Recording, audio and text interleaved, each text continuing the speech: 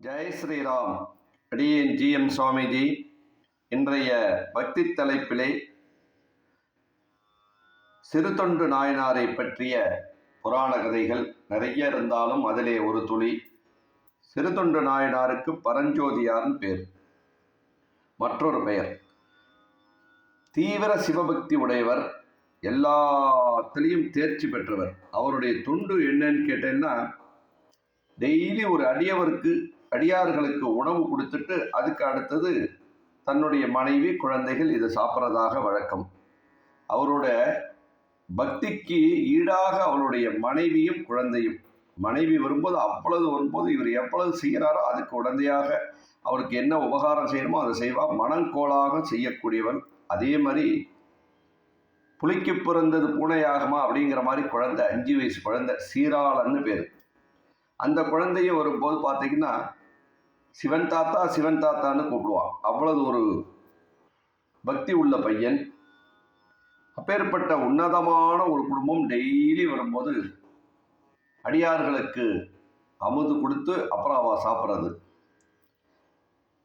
சிவனுடைய ஒரு லீலைகள் அவரை சோதிக்கணும் அப்படிங்கிறதுக்காக ஒரு தருணத்திலே மழை காற்று கடுமையாக அடிக்க ஆரம்பிச்சிருது. வெளியில் போய் யாரையுமே கூப்பிட முடியாத சூழ்நிலை, எந்த அடியார்களும் வர முடியாத நிலை. உடனே என்ன பண்ணுறது அப்படின்னு சொல்லிட்டு, சமையல்லாம் சமைச்சிருக்கே, என்ன பண்ணுறது, நம்ம யாருக்கும் போட முடியலையேன்னு சொல்லிட்டு அங்கேயும் இங்கேயும் அலைய தெரிய ஆரம்பிச்சிடுறார். அங்கே ஓடி பார்க்குறார், இங்கே ஓடி பார்க்குறார், எல்லா இடத்துலையும் போய் பார்க்குறார். ஒரு அடியாரும் வரல மழையினால. என்ன பண்ணுறது அப்படின்னு தெரியலையே அப்படின்னு சொல்லிட்டு இருக்கிறப்ப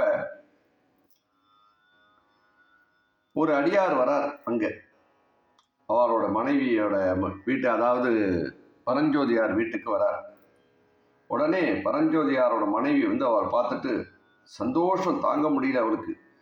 ஐயோ, இப்போதான் எங்களுடைய கணவர் வரும்போது ஒத்துருமே இல்லையேன்னு அலைஞ்சிட்டு போயிட்டு இருக்கார், ரொம்ப சந்தோஷமா இருக்கே அப்படின்னு சொல்லிட்டு அந்த அடியாரை கூட்டி உட்கார வச்சு கை கூப்பிட்டு உட்கார்றார். ஒரே நிமிஷத்தில் எங்கள் வீட்டுக்கார் வந்துடுவார், என்னுடைய கணவர் வந்துடுவார் அப்படின்னு அந்த க்ஷணம் வரும்போது பரஞ்சோதியாரும் அங்கே வந்துடுறார். வந்த உடனே அவருக்கு ஏகப்பட்ட சந்தோஷம். என்ன, எப்படி நமக்கு கிடைச்சிது அப்படின்னு சொல்லிட்டு அவ்வளவு சந்தோஷத்தில் கைகால அலம்பிட்டு உணவு உண்ண வாங்கோ அப்படின்னு கூப்பிட்றார். அப்போ அவர் சொல்கிறார், பரஞ்சோதியாரே, நான் கொடும் பசியில் இருக்கேன். 6 மாதத்துக்கு ஒரு ட்ரிப்பு தான் நான் சாப்பிடுவேன்ப்பா. எனக்கு உன்னால் அமுது உடைக்க முடியுமா அப்படின்னு கேட்டாராம். நாயனார் சொன்னாராம், எனக்கு எதுவுமே தோணலை, நீங்கள் என்ன கேட்குறீங்களோ கொடுக்குறேன், நீங்கள் எனக்கு சாப்பிட்டாலே போகிறோம், அதை சொல்லுங்க அப்படின்னு சொன்னாராம். உடனே அடியார் சொன்னாராம், எனக்கு குழந்தை கறி வேணும், அதுவும் 5 வயசுக்குள்ள ஒரு குழந்தை கறி வேணும்.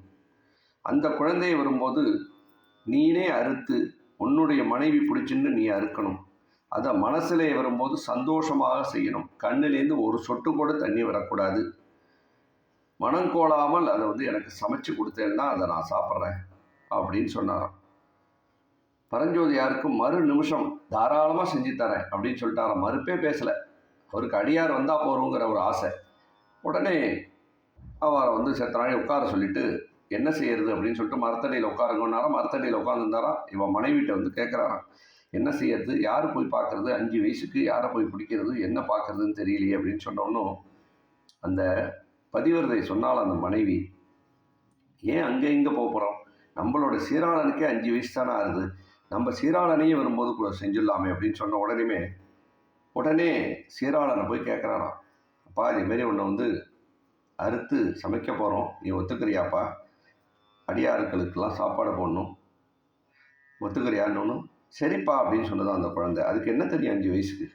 சரின்னு சொல்லிட்டு அந்த குழந்தைய குளிப்பாட்டி எல்லாம் வரும்போது வச்சு கை காலெல்லாம் கிளம்பி விட்டு எண்ணெயை தேய்ச்சி குளிப்பாட்டி அவளை அறுத்து, அந்த குழந்தைய அறுத்து கறி சமைச்சாலாம். கறி சமைச்சிட்டு அடியாரை உட்கார வச்சுட்டு அடியார் சொன்னாராம், 2 இலை போடுப்பா, இன்னொரு இலையை போடு அப்படின்னு சொன்னாராம். 2 இலையை உடனே போட்டு பரமாறினாலாம். பரமாறின உடனே இன்னொரு இலைக்கு பையன் எங்கே அப்படின்னு, நான் உன்னோட குழந்தையை கூப்பிடு, குழந்தை இல்லாத வீட்டில் நான் சாப்பிட மாட்டேன், குழந்தையை கூப்பிடு அப்படின்னு சொன்னாராம். உடனே இவாளுக்கு என்ன சொல்கிறதுன்னு தெரியாமல் தகிச்சுட்டு அப்படியே நின்னாலாம். அப்படியே மனசு கஷ்டமா. ஏன் கஷ்டப்படுற, உன்னோட குழந்தைய கூப்பிடு அப்படின்னு சொன்னாராம். அவர்கிட்ட எப்படி இல்லைன்னு சொல்கிறதா இருக்குன்னு சொல்கிறதான்னு தெரியாமல் தவிச்சுட்டு இருக்கிறப்ப நீ போய் வாசலில் போய் கூப்பிடு, உன்னோட பையன் வருவான் அப்படின்னு சொன்ன உடனே சரி அடியார் சொல்கிறாருன்னு சொல்லிட்டு வாசலில் போய் சீராளா அமுது படைக்கணும் அடியாருக்கு வாடா அப்படின்னு கூப்பிட்டாராம். கூப்பிட்டு பார்த்தாராம். 3வது ட்ரிப்பு சீராளா அமுது படைக்கணும் அடியாரை பட்னி போடக்கூடாது வாடா அப்படின்னு கூப்பிட்ட உடனே அந்த குழந்தை ஓடி வந்துதான், அப்பா அம்மானு ஓடி வந்துதான். ஓடி வந்த உடனே அதை இறுக்கி கட்டி பிடிச்சிட்டு சந்தோஷமா நேராக வீட்டுக்கு வா, நம்ம அடியாருக்கு சாப்பாடு போடணும், பசியில் இருப்பார் அப்படின்னு சொல்லிட்டு அழிச்சுன்னு வரும்போது அங்கே அடியாரையும் காணும் இலையும் காணும். அப்படி திகைச்சு நின்னாராம்.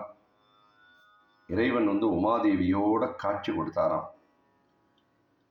அந்த குழந்தையும் வாழ்த்திட்டு